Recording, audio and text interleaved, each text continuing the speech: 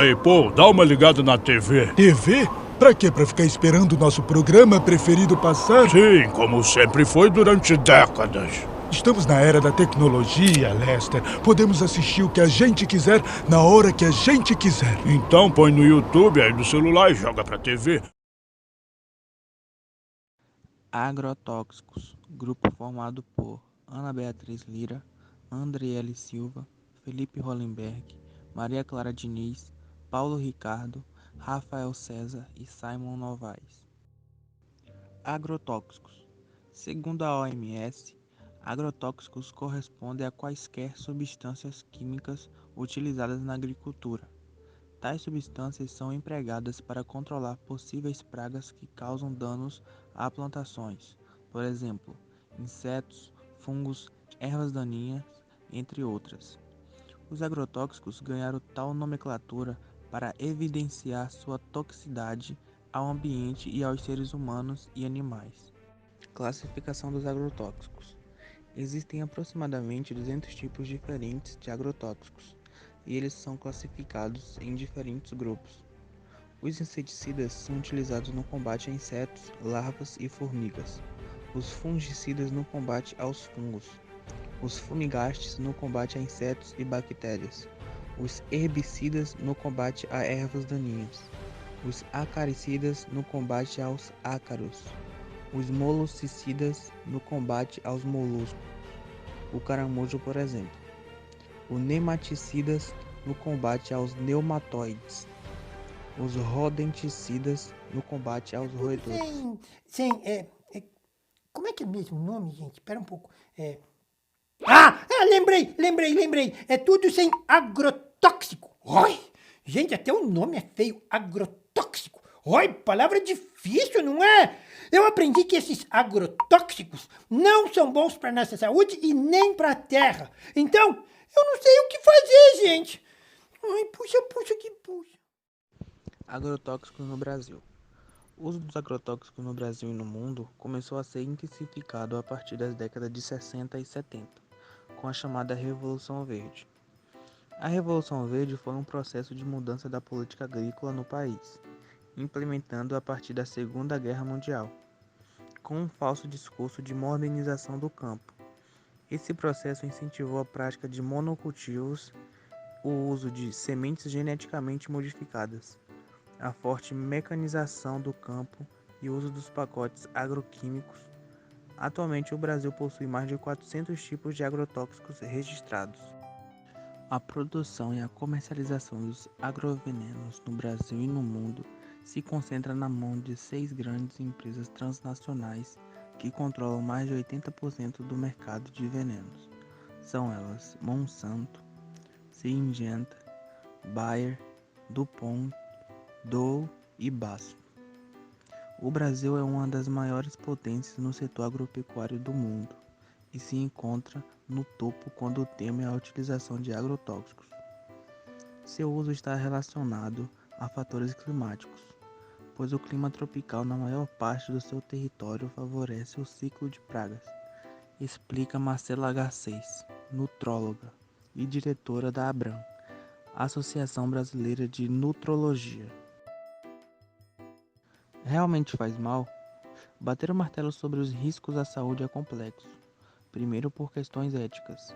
Não é possível fazer experimentos com humanos, pois não se sabe qual seria a quantidade segura do uso dessas substâncias. Depois, pelas análises feitas até o momento serem observacionais, muitos fatores podem confundir os resultados. Afinal, o corpo é exposto a uma série de outros produtos potencialmente tóxicos, como a fumaça do cigarro, por exemplo. Os dados que se tem até o momento também são mais evidentes em trabalhadores que lidam diretamente com os agrotóxicos e a população rural.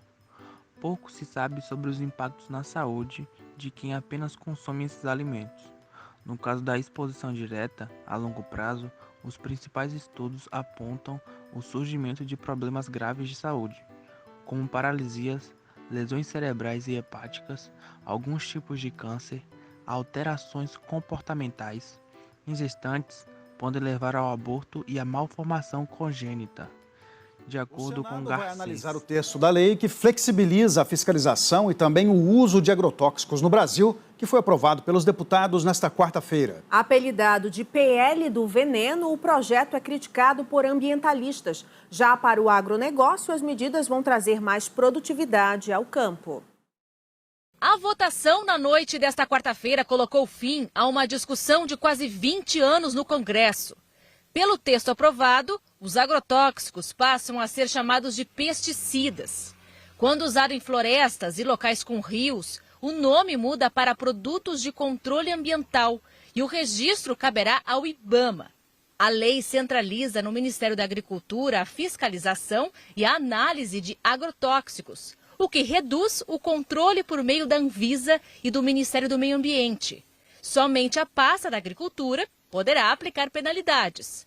Outra mudança é a possibilidade de um registro temporário, caso o prazo para a liberação de um novo agrotóxico não seja cumprido. Hoje, só existe registro temporário para fins de pesquisa e experimentação. A aprovação do projeto irá possibilitar maior produtividade, comida com preço acessível. O projeto retira da legislação atual a proibição do registro de agrotóxicos com componentes que possam induzir a deformação fetal, câncer ou mutações, além de distúrbios hormonais. O atual projeto de lei, ele permite que isso aconteça, contanto que isso não apresente um risco inaceitável, sem definir o que é inaceitável. Para mim, qualquer risco de saúde, né, não é aceitável. Um risco de cegueira, um risco de doenças crônicas, câncer. Quem vai definir o que é aceitável ou não? Com as alterações dos deputados, o texto volta para análise dos senadores. E só passará a valer se houver a sanção do presidente da República. Se for aprovado, os órgãos fiscalizadores vão ter 3 anos para se adaptar às novas regras. Para este engenheiro agrônomo da Universidade Federal de Santa Maria, sem agrotóxicos, a produção de alimentos seria inviabilizada.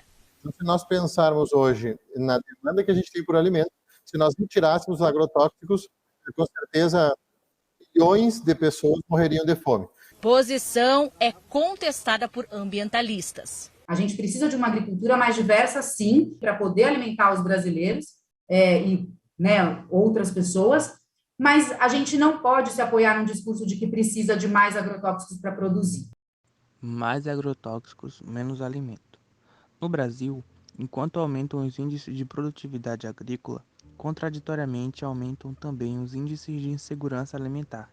Segundo dados do IBGE, 72,2 milhões de brasileiros, aproximadamente 40% da população, encontra-se em situação de insegurança alimentar. Isso acontece porque o modelo de agricultura brasileiro não está voltado para a produção de alimentos, e sim para o agronegócio. Países exportando toneladas de alimentos para outras nações, enquanto as pessoas que moram do lado das fazendas passam fome. A verdade é que todo modelo de produção de alimentos precisa ser totalmente repensado, levando em conta fatores como desperdício, respeito ao meio ambiente, melhores condições de trabalho, além, claro, de apoio à agricultura familiar e pequenos produtores, especialmente aqueles que produzem alimentos orgânicos sem agrotóxicos ou substâncias que são nocivas para a saúde e para a natureza. Aliás, a própria distribuição de renda e a desigualdade social é outro fator importantíssimo na hora de pensar em acabar com a fome. Não adianta ter comida de sobra se boa parte das pessoas simplesmente não tem dinheiro para comprar sequer um pé de alface. Isso sem falar na distribuição de terras com propriedades enormes nas mãos de apenas alguns grandes produtores. Muitas pessoas querem plantar, mas não possuem o espaço para isso.